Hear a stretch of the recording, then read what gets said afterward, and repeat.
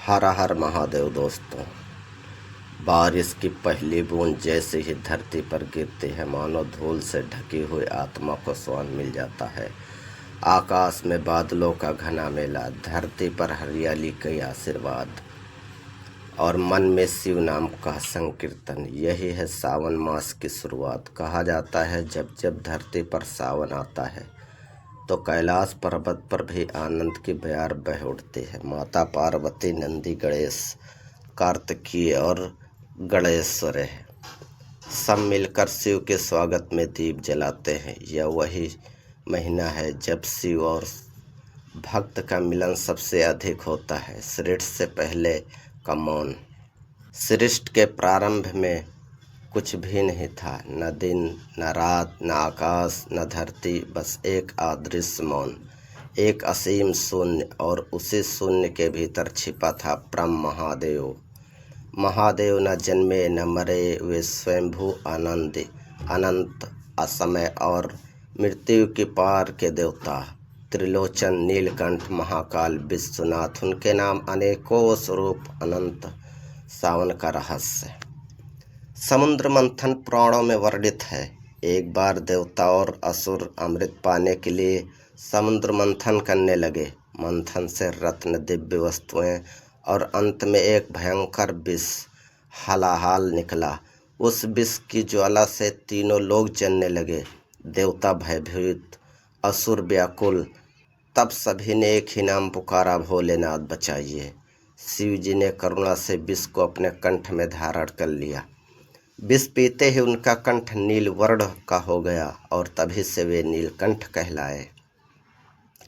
उस समय का मौसम, बादलों का गरजना, वर्षों का रुक रुक कर होना, ठंडी हवाओं का बहना, यही था सावन का रूप, जो आज भी हमें उस बलिदान की याद दिलाता है। माता पार्वती की तपस्या और विवाह। हिमालय की पुत्री पार्वती बचपन से ही महादेव की अपना पति मान चुकी थी, किंतु शिव योगी, वृत्त, ध्यानस्थ, भोग विलास से दूर पार्वती ने कठोर तप किया। बरसों तक बर्फ में खड़ी रही, पत्ते तक खाना छोड़ दिया। मन, वाणी और दृष्टि में बस शिव का नाम। अंततः एक सावन मास की पूर्णिमा पर शिव ने पार्वती को दर्शन दिए, विवाह का वचन दिया और कैलाश पर शिव विवाह का उत्सव मना। तब से सावन मास को विवाह और मिलन का पावन समय माना जाता है। आज भी सावन में कन्याएं व्रत रखती हैं ताकि उन्हें योग्य पति मिले, जैसा कि माता पार्वती को शिव मिले। सावन में शिव की पूजा का विधान विशेष है। भक्त प्रातः काल उठकर स्नान करते हैं, सफ़ेद वस्त्र धारण कर गंगा जल, बेलपत्र, धतूरा, भांग और फूल लेकर शिवलिंग का अभिषेक करते हैं। बेलपत्र त्रिदेव, त्रिदोष और त्रिगुण का प्रतीक है। गंगा जल माँ गंगा की पवित्र धारा है जो शिव के जटाओं से ही प्रवाहित होती है। धतूरा और भांग वैराग्य और संन्यास का प्रतीक है। कांवड़ यात्रा की महिमा। सावन के महीने में लाखों शिव भक्त गंगा से जल भरकर पैदल शिवालयों तक पहुँचते हैं। इन्हें कांवड़िया कहा जाता है। कांवड़ यात्रा केवल एक यात्रा नहीं बल्कि यह तपस्या है, भक्ति की परीक्षा है। भक्त सिर पर केसरिया या भगवा वस्त्र धारण कर हर हर महादेव का जय घोष करते हुए मीलों की दूरी नंगे पांव तय करते हैं। गंगा जल का शिवलिंग पर चढ़ाकर वे अपना व्रत पूर्ण करते हैं। देव दानव युद्ध और शिव का वरदान। एक समय त्रिपुर नामक असुर ने 3 नगरी बना ली। स्वर्ग, पृथ्वी और पाताल में वह अदृश्य हो सकता था और अजय था। देवता हार गए। तब शिव ने अपने धनुष पिनाक से त्रिपुर का वध किया। वध के बाद शिव ने युद्ध स्थल को त्याग दिया और पुनः कैलाश लौट गए। तब से सावन मास में शिव के वीर स्वरूप की पूजा होती है।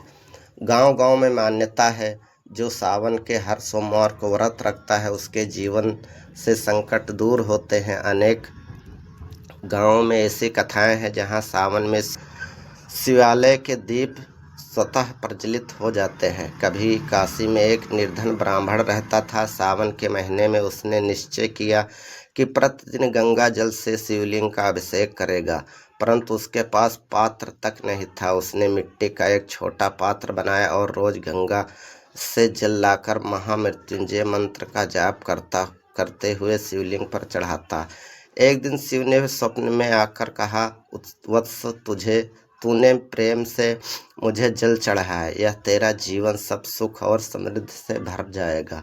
अगले दिन से उसके घर में अन्न, धन और वैभव आने लगा। तब से लोग मानते हैं भक्ति साधन से नहीं, भाव से होती है। भारत के विभिन्न राज्यों में सावन का स्वरूप भिन्न है। बुंदेलखंड में कांवड़ मेला, वाराणसी में श्रावणी मेला, हरिद्वार में कांवड़िया महोत्सव, नेपाल में श्रावणी संस्कृति और काशी में नागपंचमी का पर्व मनाया जाता है। लोकगीतों में सावन का उल्लास, भजनों में भोले की महिमा, नृत्यों और झूलों में पार्वती का श्रृंगार। सावन में भक्ति और आनंद का अद्भुत संगम होता है। उज्जैन के महाकालेश्वर मंदिर में सावन का महत्व अद्भुत है। सावन में यहाँ विशेष भस्म आरती होती है, जिसमें सैकड़ों भक्त प्रातः 4 बजे महाकाल के दर्शन करते हैं। माना जाता है कि सावन में महाकालेश्वर के दर्शन मुक्ति और मोक्ष प्रदान करते हैं। सावन की अंतिम रात को जब वर्षा की बूंदें शांत हो जाती हैं, चांदनी धरती को स्वान कराती है और मंदिर की घंटियों की ध्वनि दूर दूर तक सुनाई देती हैं, तब भक्त मन ही मन कहते हैं, भोले, अगले सावन तक हमें सुरक्षित रखना। सावन केवल एक महीना नहीं, यह भक्ति, प्रेम और बलिदान का स्मरण है। यह वह समय है जब हम अपने भीतर के विष को त्याग कर शिव के समान विशाल हृदय धारण करना सीखते हैं। दोस्तों, भगवान शिव भोले की कथा कैसी लगी? अच्छी लगी हो तो कमेंट करके बताइए और चैनल को लाइक सब्सक्राइब जरूर करें। धन्यवाद दोस्तों।